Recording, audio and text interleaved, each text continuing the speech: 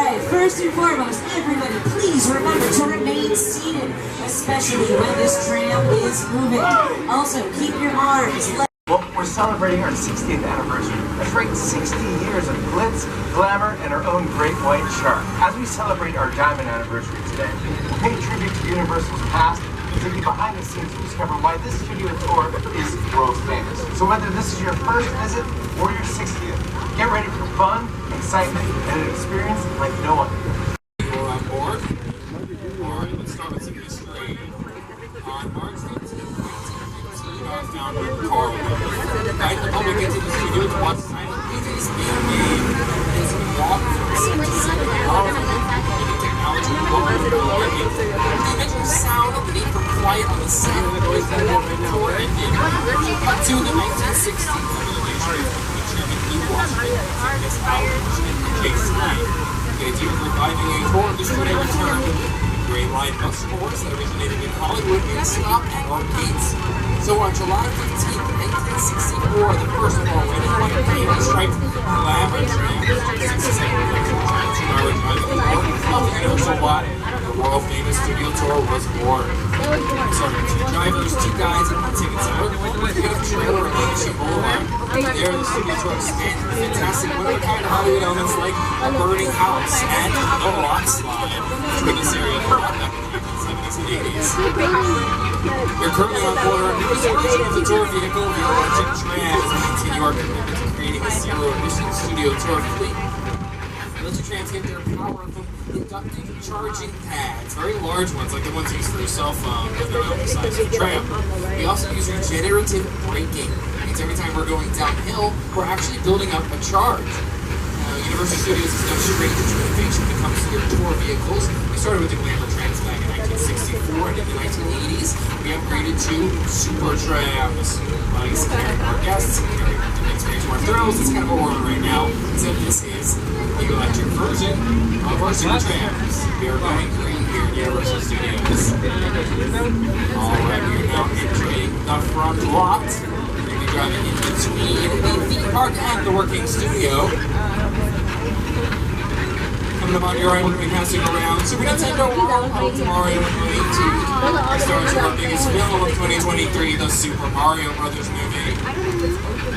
This is also an area of the lot where studio tour guests once had a chance to explore before 1964.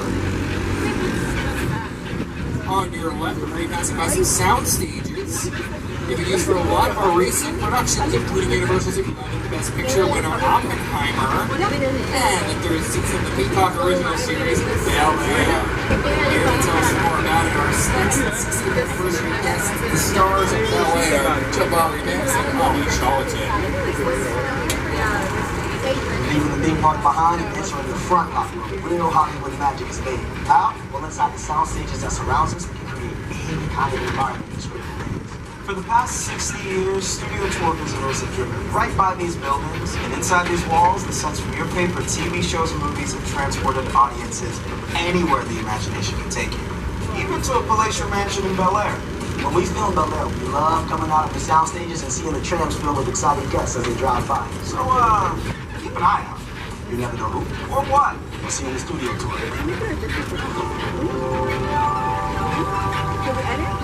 On your left is the Soundstage 14, one of our larger sound stages on the lot. That's where they have the Bel Air Mansion set. We've also used it for the TV show Superstore. That's where the Superstore is located, and for a lot of classic movies as well, including Apollo 13, directed by Ron Howard. Realism was an essential element of Apollo 13. After all, we were recreating an important moment in American history, a moment many Americans witnessed on television. We thought about filming in Houston, Texas, where the original control room of the Apollo mission still exists. Unfortunately, NASA's engineers didn't have filmmaking in mind when they built Mission Control. Since there was no room for the elaborate camera cranes and tracks we needed for the shots, we had to build our own Mission Control.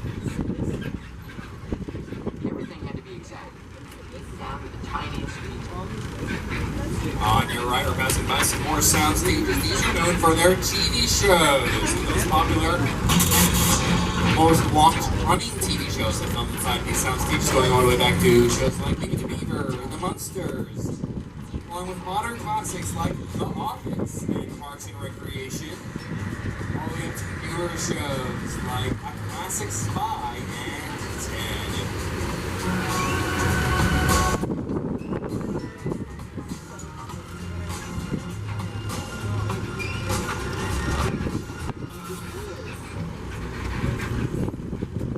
Speaking of Ted, coming up on your left, let's raise a classic and a toast to the little teddy bear. He is toasting us. Cheers to 60 years. Thank you so much, Ted. And congrats to you as well. Ted has a lot to celebrate about as well. He is starring in a brand new TV show that is prequel to the original film on Peacock, our streaming service, and it is a hit. Now on your left, these buildings behind Ted are known as the production bungalows, but these used to serve another purpose way back in the golden days of Hollywood. In the early days of the studio, these bungalows were used as dressing rooms to the stars of Hollywood's golden age. Now, they're used as offices where some of Hollywood's top directors, writers, and producers work their magic to get a production ready, including my company, Illumination. At Illumination, we've made some of the most successful animated films in box office history, including Despicable Me, The Lorax, The Secret Life of Pets, Minions, Sing, The Grinch, and the Super Mario Brothers movie. And the team is hard at work again as we launch our next film, Despicable Me.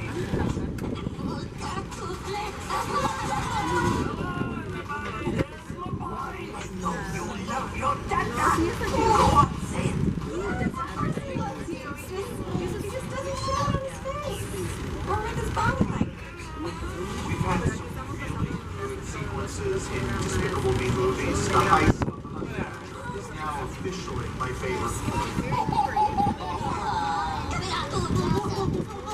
What it comes down to is the emotional through line, and I believe that that's why these movies have stayed in people's hearts.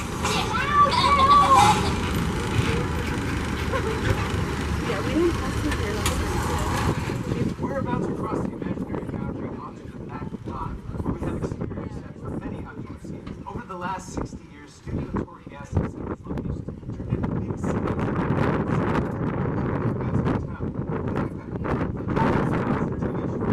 This is Universal's adventure scenes. That's right, welcome to the backlot. This street that we're on leads to the most famous part of the backlot, Courthouse Square. It's the same street that Marty McFly raced up to 88 miles per hour to get back to the future of 1985, the classic film Back to the Future. Here tells us more about it. One of the stars of Back to the Future, Leah Thompson, one of the writer-producers, Mr. Bob Gale. Welcome to the Courthouse Square. These sets were used to create Hill Valley in the Back to the Future films. And they represented multiple time periods, 1985, 1955, and the far, far distant future, 2015. To this day, this is one of the most popular sets on the Universal Studio Tour. We had a lot of fun making those films here on the lot. I wonder what it'd be like to go back to those days. If only we had a time machine. Hey everybody, do you think we can get this tram up to 88 miles per hour? See you in the future. There it is, Bob. This is Courthouse Square. On your left is the clock tower where Doc Brown harnessed that bolt of lightning that sent Marty McFly back to the future. Here is Leah Thompson to tell us about other projects other films here in Courthouse Square. Great Scott, it's time to go back to the future. This famous line along with, "Isn't he a true bone?" We're right here at Courthouse Square, aka Hill Valley from 1985's Back to the Future. Courthouse Square was also used in Bye Bye Birdie and To Kill a Mockingbird long before my son ever saved the clock tower. And glamour trams have been passing by this same set since 1964. Take a look at some recent productions featuring this iconic location.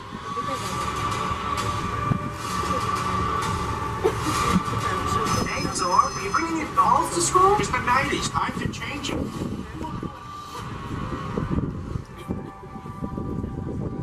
Courthouse Square still has a lot of facades that were built in the 1940s.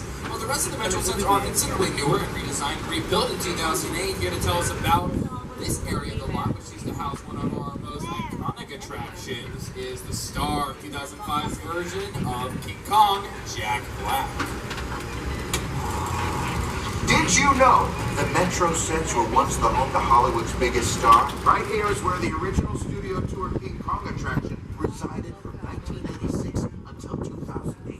He stood 30 feet tall and weighed in at 13,000 pounds. Over the years, millions of guests got to meet King Kong face to face as he shook the tram. So close you could feel his hot banana breath.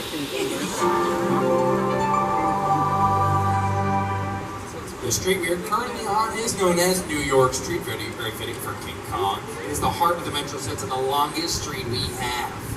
And you may notice that there's a bit of a curve to the street. Now, anyone who's actually been to New York knows that New York is a grid system. The streets are very, very straight and straightforward there, but we need a bit of a curve to the street to kind of give the illusion that the street goes on and on and on. So we don't give away the fact that we're filming on a long-way shoot here. See, producers need to be very, very creative and flexible when they're filming a lot of their productions, make sure that they come in on time and under budget. Now, you may look at sides of these buildings on the left and right. You may notice they're completely hollow inside if you look through the windows and doors. It's because these are known as facade sets. I mentioned facade sets back in the Courthouse Square. They were built back in the 40s. A facade set is only decorated on the front and sides of the building, everything that the camera will see when you're shooting an exterior set. But we keep it hollow inside. We can use that to store film or sound equipment, or use as a holding area for the cast and crew. Maybe even for craft services, that is food and snacks for the cast and crew. But some of the sets are decorated on the interior as well. Those are known as practical sets. Those are very, very handy if you're trying to knock out an entire scene in one location and hopefully in one day. Now, some of you back in Cars 3 and 4 may be able to look down the street to your right. You can see those brownstones. We also passed it right before we went to Courthouse Square. Now, I'm going to play a clip from Bruce Almighty. That's one of the classic films that shot on the brownstone sets. But I'm going to point out something really, really cool after it plays. Raise the door! Inside bad, outside good. Inside bad, outside good.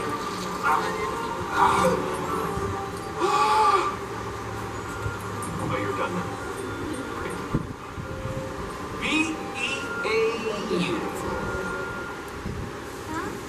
So we saw that, we can see the brownstone street on your right, that's where he took the dog out to pee, but those, well, we don't usually close off city blocks for shoots like that.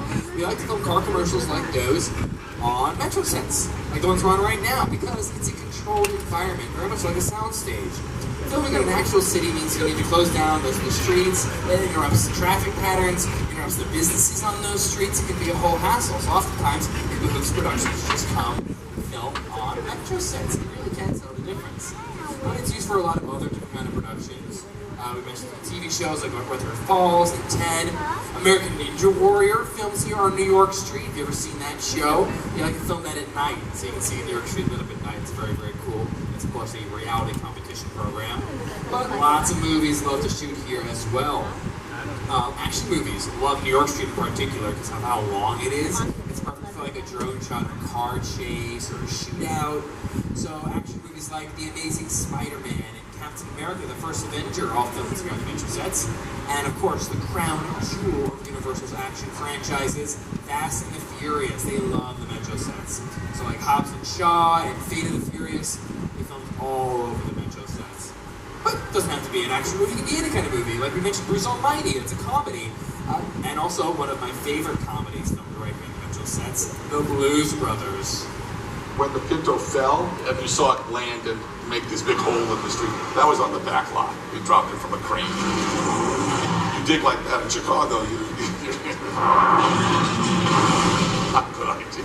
When people ask me all of the movies I've ever done, what was the most satisfying and the most fun, I've got to say Blues Brothers. We got to sing, we got to dance, got to drive, and train with the best stunt people in the world, and got to be an actor and a writer. So it was a good piece of work. Danny called John America's Guest because just you walk into anybody's house. During the shooting of the movie, John was missing, we couldn't find him. Danny went off looking for him, saw a light on in this one house and knocked on the door. I said, sir, we're doing a movie down here. We're looking for one of our actors. Oh, John, yeah, he's on my couch. He came in, he had a snack a couple hours ago. He's sleeping. He was America's Guest. I mean, literally that. I love that story. Now you see, they were talking about shooting here on the Metro sets on. It's the original King Kong that made me want to direct movies. I saw that movie on TV when I was about 8 or 9 years old. I wanted to become a filmmaker. I like films that just take you away from your real life and sweep you up. Kong literally does that. I mean, you're on board this ship, you're sailing to a lost island, you're encountered with monsters and creatures from prehistoric times. I was thrilled when Universal invited me back to Skull Island. It was great to have you along the ride. Now we have created this 3D immersive experience, so you're going to have your glasses ready. Don't put them on yet, just have them in your hand because we're about to return to Skull Island. Alright, a quick reminder, please remain seated and keep our arms and legs inside of the vehicle at all times.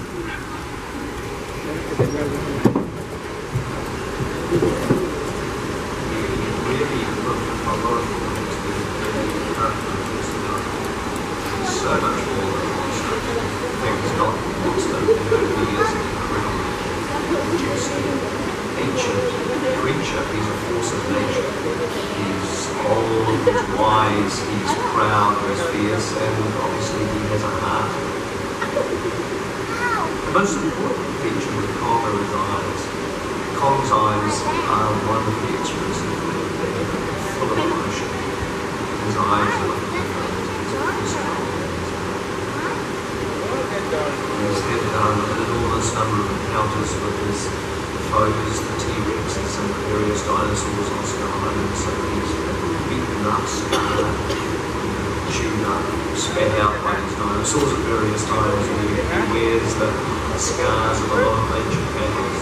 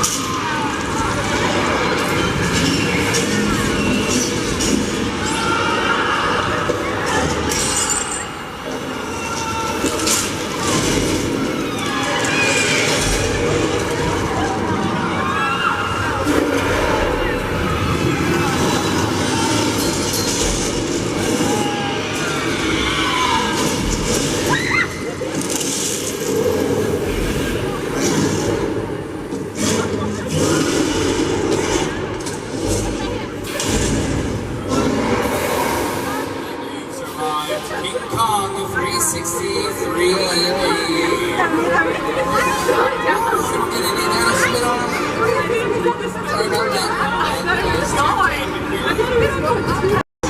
T-Rexes from the other side. Working on a movie, we always know we're orchestrate another shot that we're working on. Here you have to take into account that people are looking in all directions. Also, one of the things about this ride, unlike the movies that we used to work on, there's no cuts because it's working on a shot. This tram that's driving along this island. This ring represents where the screen is 10 meters away. The ring of a feature film. That amount of visual information, that number of pixels, representing it to the audience. We're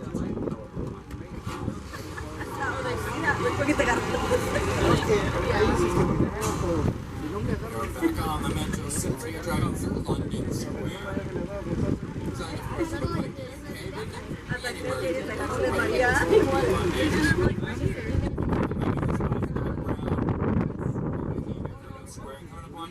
a special opportunity to look at this really cool mural that is a dedication to the Universal movie monsters, painted by renowned muralist Tristan Eaton.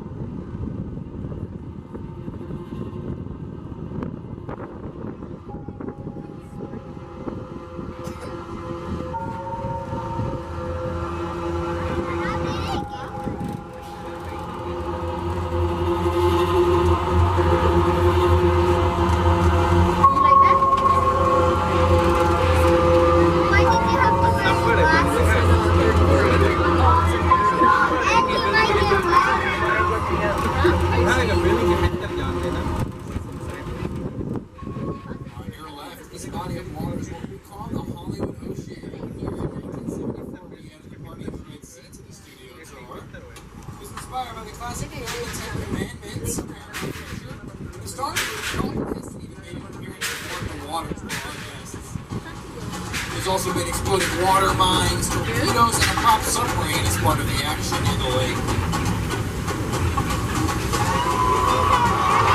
This tram is overloaded. Tell them they can walk on water as part of the tour. 2024 also marks the 70th anniversary of the 3D classic creature feature, Creature from the Black Lagoon. That filmed right there in the Hollywood Ocean as well. And it's standing as the Amazon River for that film. Hey, Gil, man. That was it. That was the Creature. It's like a day after 69. This is part of our legacy of horror and monster movies. It stretches from Dracula in 1931 to the upcoming Dark Universe and Universal's Epic Universe over the next year in Orlando. Speaking of the movie monsters, we are entering Little Europe, birthplace of Universal movie monsters, and you might also recognize it as the afterlife from The Good Place. You, Eleanor Shellstrom, are dead. Cool. This location, the afterlife. I've never ever seen this. I'm not supposed to be here. I can't risk going to a bad place. Maybe it's not all that bad. How can I help you? What is the bad place like? Well, it doesn't sound awesome. On your left, you can see the all chocolate restaurant for The Good Place, and then Purple Alley, West Flower Alley. Also on your left, this frozen yogurt shop in the corner. That was the frozen yogurt shop that was just featured in that clip. Some great films have shot here as well over the years, including Disney's Pirates of the Caribbean, The Curse of the Black Pearl. This was both Rotoda and Port Royal for that film. There's also the fictional kingdom of Genovia in Disney's The Princess Diaries 2, A Royal Engagement. On your right, this section of Little Europe is known as the Court of Miracles. It's where the angry villagers would often gather to chase away our movie monsters, either Quasimodo or Frankenstein's monster. You see, we here at Universal Studios invented the monster movie, and all the classic movie monsters got their start right there in Little Europe. Maybe look something of monsters. Dracula, Frankenstein, Frankenstein, the Mummy, the Hunchback of Notre Dame, the Invisible Man, Phantom of the Opera, classic. Just brilliant. That Frankenstein image, Flatman, it's one of the great icons of the world. That's the essence of the Universal horror.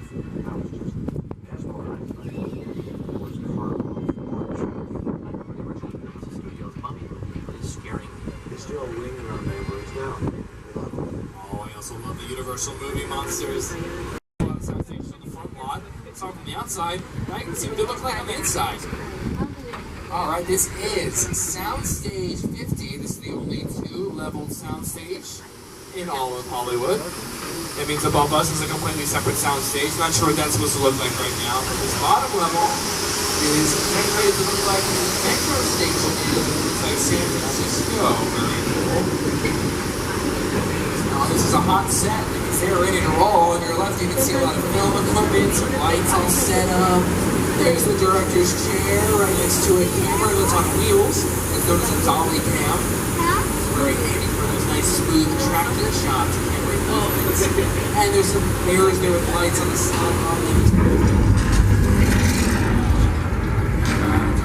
This is Southern California. We get tremors all the time. Nothing to worry about. Hold on, it's not too rough.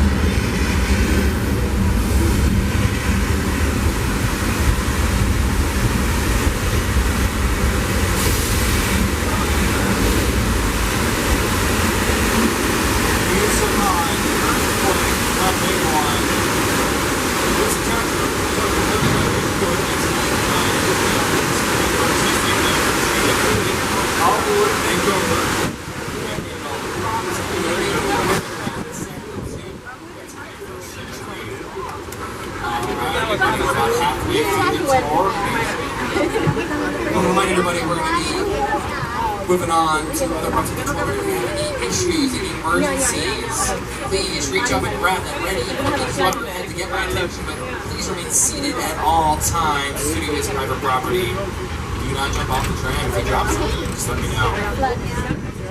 That attraction was based off of a film called Earthquake. That was a blockbuster film that came out in the 70s.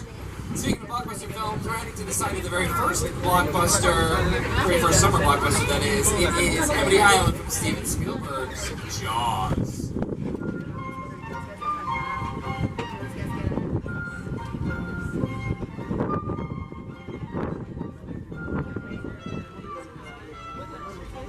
On your right, you can see good news. They caught a messy man-eating shark between all the tourists. Just going to do one final sweep of the coast. Make sure there's not another shark in the water. Also, imagine that being the case, there's only...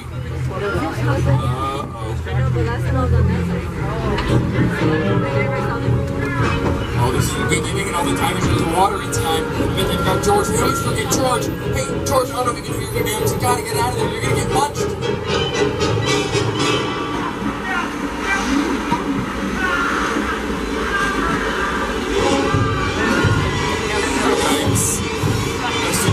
George, it's all we're finding anything we can safely see. There's a shark in the water. Please remain seated and keep our arms and legs inside of the vehicle. We don't want to lose it.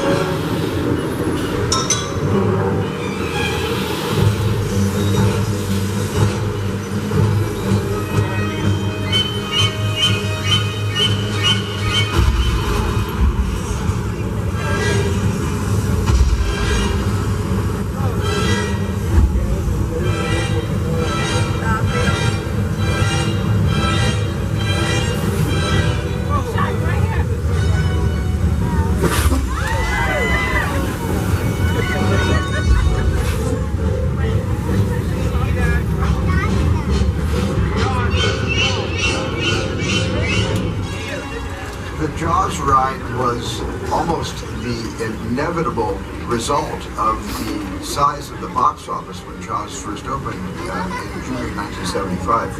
And that was really the first time I ever got involved in the creation of a ride. It was a great honor to be invited into a creative circle of tremendous designers at Universal that were trying to figure out how to replicate what the movie had done to audiences in a real way by building a physical shark that would come out of the water and terrify tourists as they were sitting in the tram. And the most amazing thing about the Jaws ride is it is exactly as it was from the time it was first placed on the Universal lot. There have been tweaks, of course, over the years, but it is essentially what the designers and myself all envisioned and created.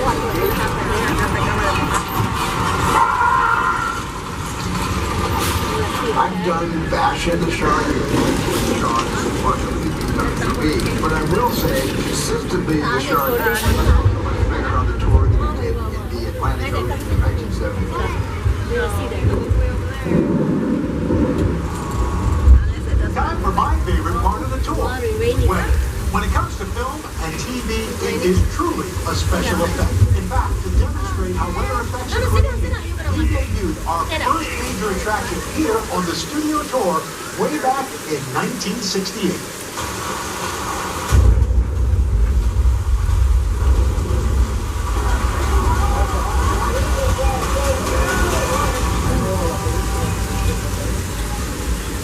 Everybody hang on, it's about to get wet.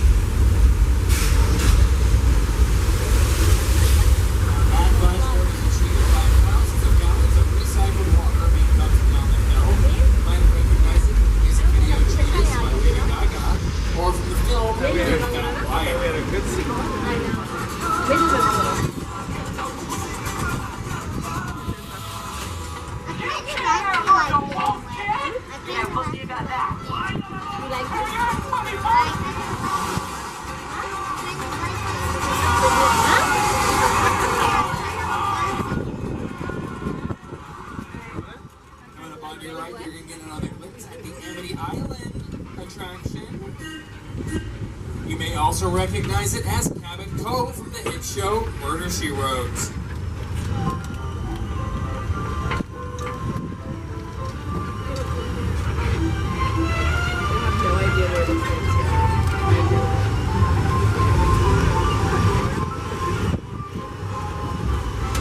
Cabot Cove seems like a nice enough place to live, despite the occasional murder. Speaking of nice places to live, we're entering some residential areas of the lot. On your left is Elm Street, the good kind. That house with the green roof was Boo Radley's house, To Kill a Mockingbird. And on your right, this beautiful house on the hill is known as the Chicken Ranch. It was featured in The Best Little Whorehouse in Texas, starring Dolly Parton. That's where she famously sang, "I Will Always Love You," before Whitney Houston made it popular. And coming up shortly on your left, we'll be passing by Colonial Street. That's now being featured on Ted, and also recently Never Have I Ever, but we also known as Wisteria Lane from Desperate Housewives on ABC. Also coming up on your left, you may remember the Lion Estates was where Marty McFly grew up in Back to the Future. Now these signs are replicas of the original props made for the 30th anniversary of the first film. And right now, the road we're currently driving up is known as Steven Spielberg Drive, which is appropriate, not only because he was an executive producer on Back to the Future, but he has been working with Universal Studios really since the beginning of his career. In fact, you could say that his career spawned via a studio tour. My entire career began with my relationship with Universal Studios just as a high school kid on a tour bus. Remember, in those days, there weren't trams, there were buses called the Gray Line Tour Bus. And I was so excited and thrilled to be on the lot. It was my first time ever on a movie studio lot. And during a bathroom break, I hid in the bathroom. And when everybody left to get back on the bus, I waited another 15 minutes until I'm sure the bus left. And then I had the entire lot to myself that day. And in those days, movie lots were so crowded because all movies were made on film lots. So they're made all over the world, on location. was focused in those days, in the 60s, on the film lots. So nobody noticed me when I was going around from soundstage to soundstage, and I really felt in my own young way, I owned the lot and had the most amazing day of my life. I do have to ask, please do not try to hide in the bathroom at any point during the tour. It won't work. Everybody gets one, and it was Steven Spielberg.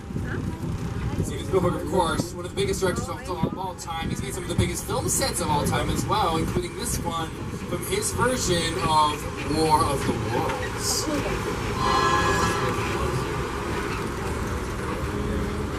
The airplane crash site is perfect all the time now.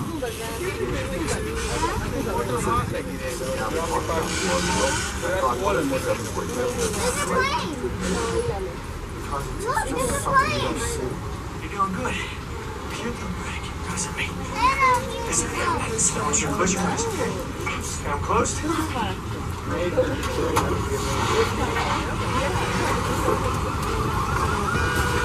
I'll begin it.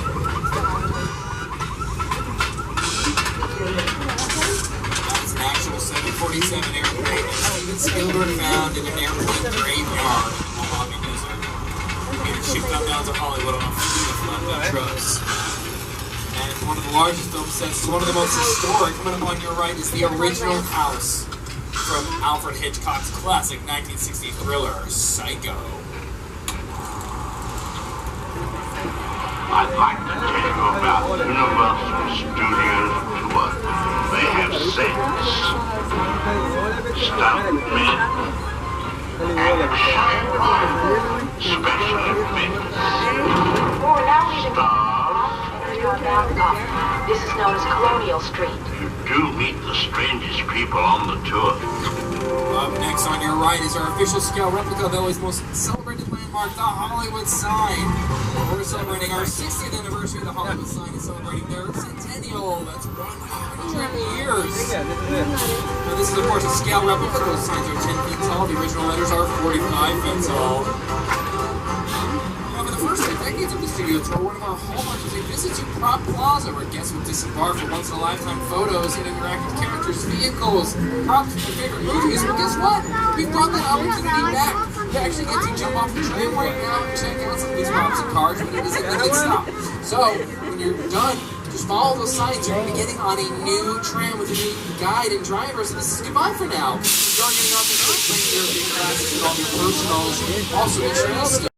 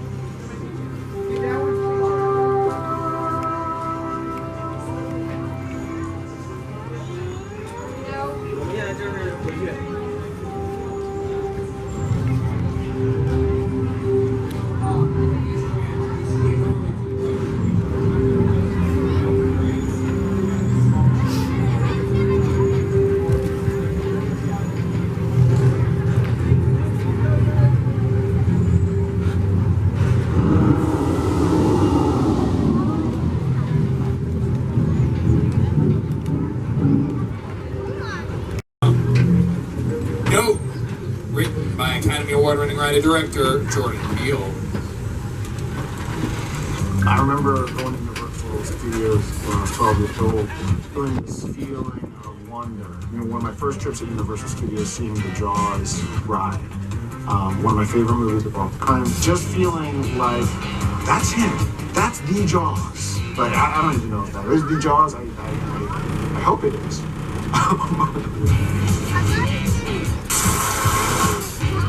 Sharing a space with Hitchcock and Spielberg, I couldn't be more proud.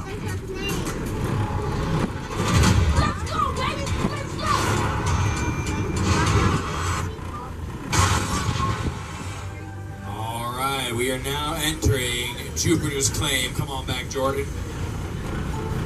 Movie magic only happens. Team collaborators, often in numbers, work together to take an impossible notion and bring it to life. This is Jupiter's Claim, a nostalgic, small-time Southern California amusement park owned by former Park.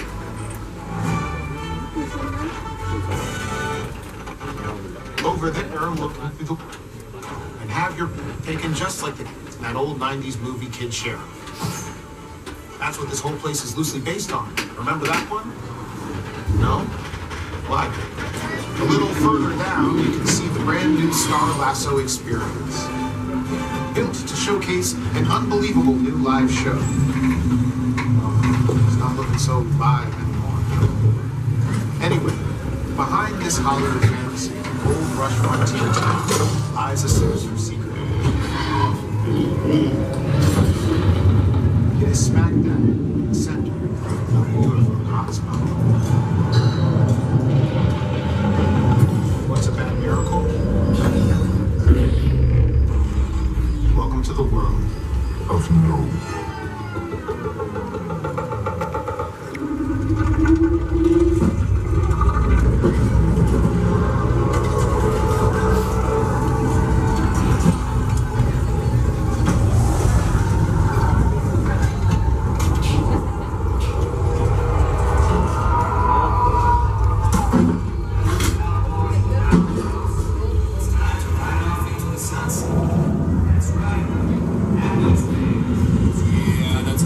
Nope for me. This place is creeping me out. Now we're headed towards a part of the studio where we might see an attraction called the Doomed Glacier Expedition, better known as the Ice Tunnel. The Ice Tunnel is featuring an episode of the $6 million Man starring Lee Majors with got him out of Bigfoot. Tram climbed to an elevation of 12,000 feet and way back when the block was through the ice tunnel where the slightest sound would cause an avalanche. And it always happened, causing the walls to spin and guests to tilt along with the Hollywood special effects. Talk about thrills and chills, am I right? Speaking of thrills, we've reached the thrilling finale of the board. It's time for Fast and the Furious Supercharged. A quick reminder, these remain seated and people are optionally looks like we have an undercover witness on board, but international criminal Owen Shaw and his crime syndicate are honing in on the vehicle. Luckily, Dominic's right over us in the Fast family. They're going to keep us safe here in Dom's garage. All you have to do, oh, I know it will be great.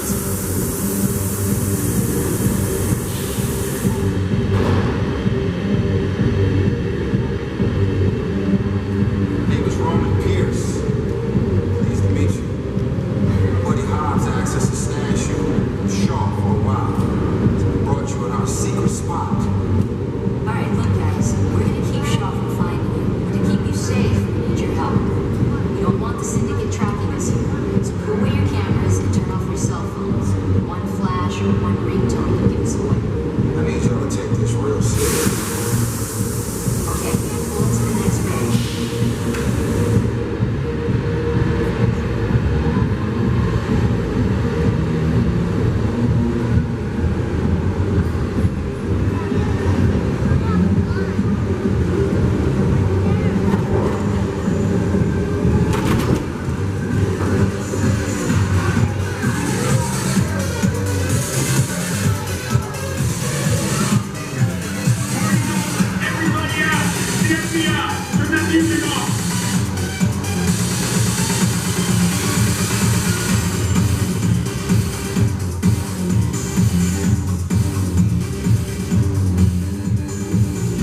This is what we doing. This is the race day after party. And the what else? Roman Pierce, FBI, don't move. Bill? That's right, party's over. You know how long I took to iron this shirt, man? I'm not. You're under arrest right now. Ladies, just back up a little bit. It's lightweight. First of all, I don't work for you. Oh, really? Well, tell me, Roman, who do you work for?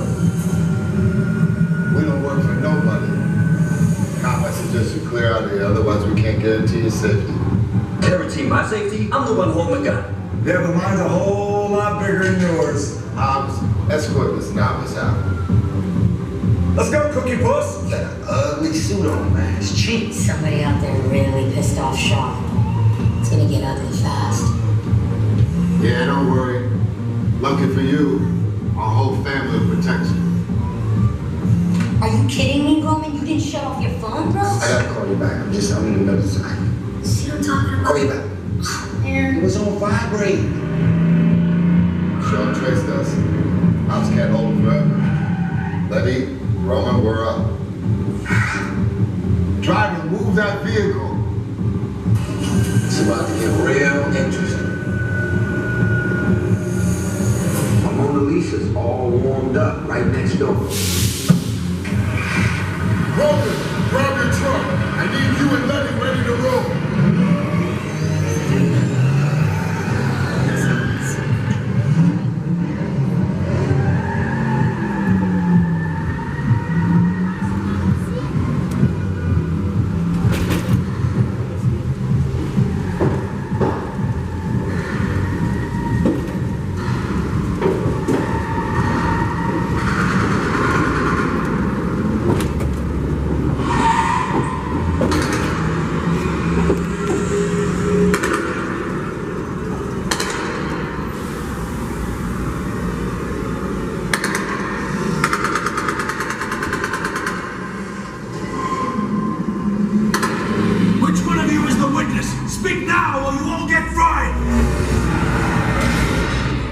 This is our turn. After them. Okay, guys, it's showtime.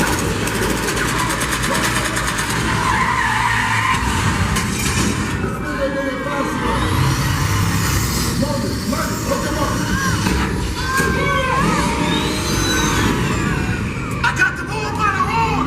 Now we're moving.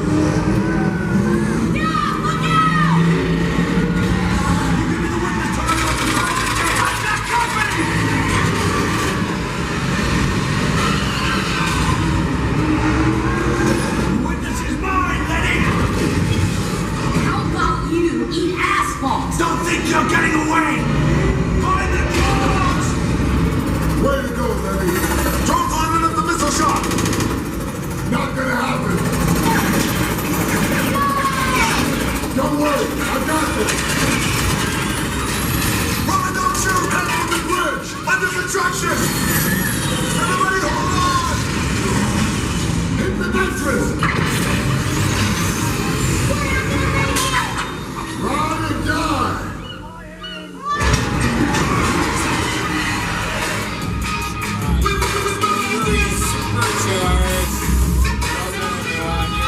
Stars.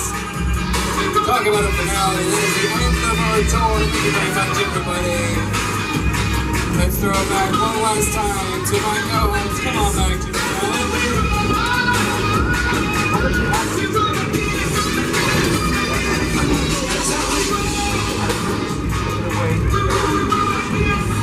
Hope that you had a great time today. And on behalf of everyone at NBC Universal, thank you for joining us to celebrate our diamond anniversary. Here's to another 60 years. Oh, thank you, Jimmy.